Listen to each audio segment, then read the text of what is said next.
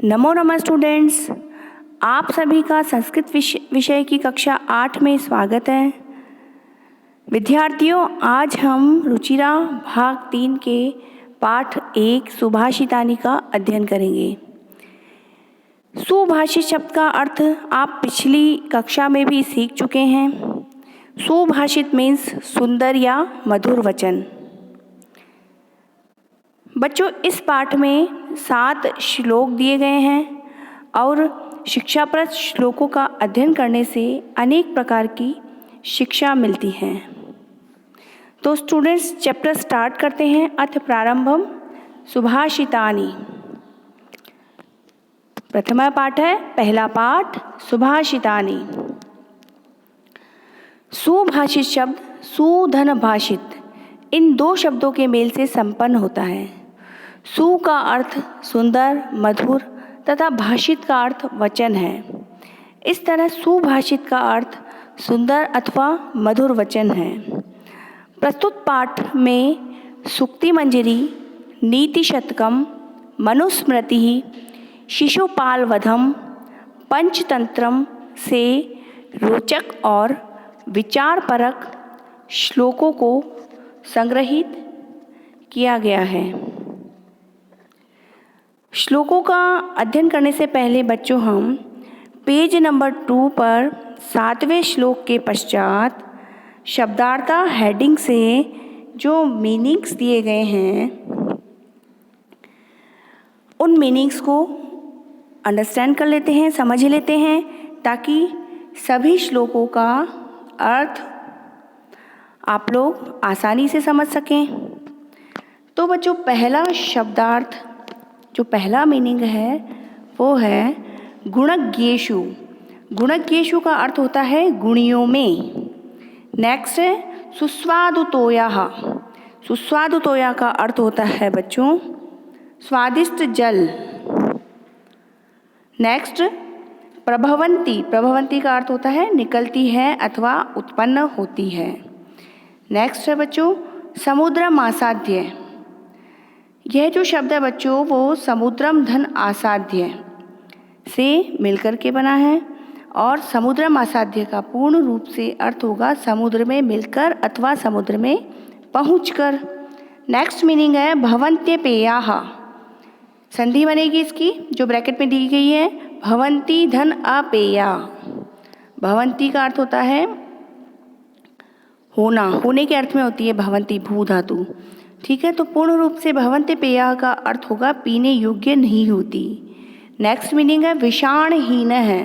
विषाण सींग का पर्यायवाची है बच्चों, तो विषाणहीन का अर्थ होगा सींग के बिना। नेक्स्ट है खादन्नपि। खादन धन अपि, अर्थ हुआ इसका खाते हुए भी। नेक्स्ट है जीवमान है। जीवमान का अर्थ होता है बच्चों जिंदा रहता हुआ। पिशुनस्य। पिशुनस्य का अर्थ होता है चुगलखोर अथवा चुगली करने वाले की। नेक्स्ट मीनिंग है व्यसनीन है। व्यसनीन का अर्थ होता है बच्चों बुरी लत वाले की। इसके पश्चात पेज नंबर 2 पर अंतिम शब्दार्थ है नराधिपस्य। नर धन अधिपस्य अर्थात राजा का, और राजा के अथवा राजा की। नेक्स्ट पेज नंबर 3 पर पहला मीनिंग है बच्चों जनियेन मधुमक्षिकासौ। यह शब्द बच्चों जनियेत धन मधुमक्षिका धन असौ, इन 3 शब्दों से मिलकर के बना है। जनियेन मधुमक्षिकासौ का पूर्ण रूप से अर्थ होगा यह मधुमक्खी पैदा करती है अथवा यह मधुमक्खी निर्माण करती है। नेक्स्ट मीनिंग है संतस तथैव। संत धन तथा धन एव, इसका संधि विच्छेद बनेगा और इसका अर्थ होगा वैसे ही सज्जन। नेक्स्ट मीनिंग है बच्चों सृजंती। सृजंती का अर्थ होता है निर्माण करते हैं। इसके पश्चात है बच्चों वायसाः। वायसा का अर्थ होता है कौवे। इसके बाद नेक्स्ट मीनिंग है वल्कल। वल्कल का अर्थ होता है पेड़ की छाल।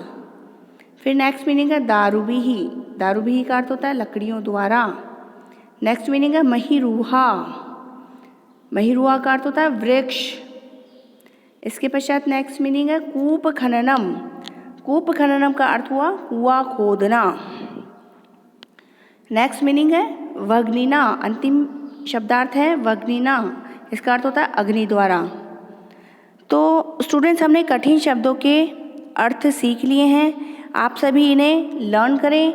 मैंने आपको PDF सेंड की थी, इन सभी मीनिंग्स को आप लोग अपनी नोटबुक में सुंदर लेखनी में नोट करें और साथ में इनको याद भी करें।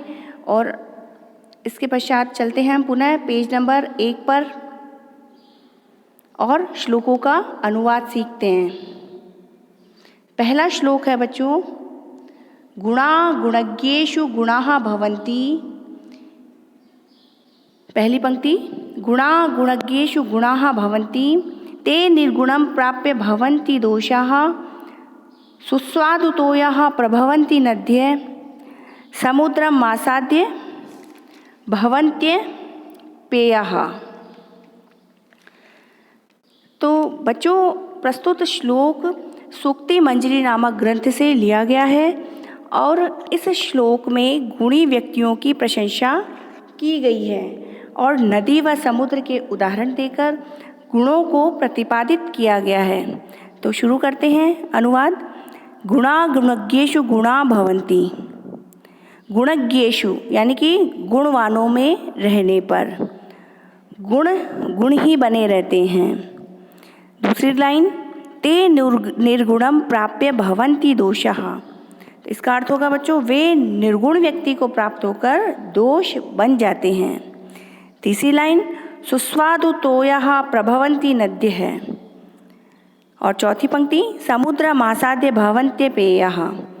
तो बच्चों समुद्रमासाद्य का अर्थ होता है समुद्र में मिलकर, नद्य मीन्स नदियों का, सुस्वादुतोयाः यानी कि स्वादिष्ट जल भी अपेय हो जाता है अर्थात पीने योग्य नहीं रहता, खारा हो जाता है समुद्र की तरह ही। तो विद्यार्थियों प्रस्तुत श्लोक में गुणी व्यक्तियों के महत्व को बताया गया है कि दुष्ट व्यक्ति से मिलकर गुणी व्यक्ति भी दुष्ट ही बन जाता है। जिस प्रकार से नदियों का जल स्वादिष्ट होता है लेकिन समुद्र में मिलने से समुद्र के जल की भांति ही नदियों का जल भी वैसा ही हो जाता है और पीने योग्य नहीं रहता। तो स्टूडेंट्स इस श्लोक से हमें यही शिक्षा मिलती है कि हमें गुणी व्यक्तियों की अथवा सज्जनों की ही हमको संगति करनी चाहिए। नेक्स्ट श्लोक नंबर 2, साहित्य संगीत कला विहीनः, साहित्य संगीत कला विहीनः साक्षात् पशुः पुच्छ विषाणहीनः तृणं न खादन्नपि जीवमानः तद्भागधेयं परमं पशूनाम्। विद्यार्थियों प्रस्तुत श्लोक नीति शतकम नामक ग्रंथ से लिया गया है जिसकी रचयिता भर्तृहरि जी हैं। इस श्लोक में साहित्य संगीत और कला के महत्व को बताया गया है।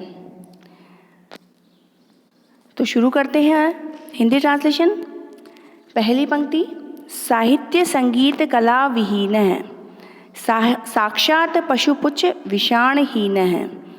तो साहित्य संगीत कला से हीन व्यक्ति साक्षात पशु के समान है और पुच्छ विषाणहीन है, इसका अर्थ होता है क्योंकि जिनके पूँछ और सींग नहीं हैं। श्लोक की तीसरी पंक्ति, थर्ड लाइन है बच्चों, तृणम न खादनपि जीवमानः। अंतिम पंक्ति, तद्भागधेयं परमं पशूनाम। तो अर्थ हुआ बच्चों यह तो पशुओं के लिए परम सौभाग्य की बात है कि तृणम न खादन्नपि जीवमानः, कि वे घास न खाते वे भी जीवित है। अर्थात साहित्य संगीत और कला से हीन व्यक्ति सींग और पूंछ के बिना भी साक्षात पशु के समान है। प्रस्तुत श्लोक में बच्चों साहित्य संगीत और कलाओं में रुचि न रखने वाले व्यक्ति को पशु के समान जीवन यापन करते हुए बताया गया है। तो विद्यार्थियों हमने श्लोक नंबर 1 व 2 का उच्चारण करना और उसका हिंदी ट्रांसलेशन सीखा, कठिन शब्दों के अर्थों को जाना। शेष श्लोकों का अनुवाद हम नेक्स्ट क्लास में सीखेंगे बच्चों। तब तक के लिए शुभम मंगलम।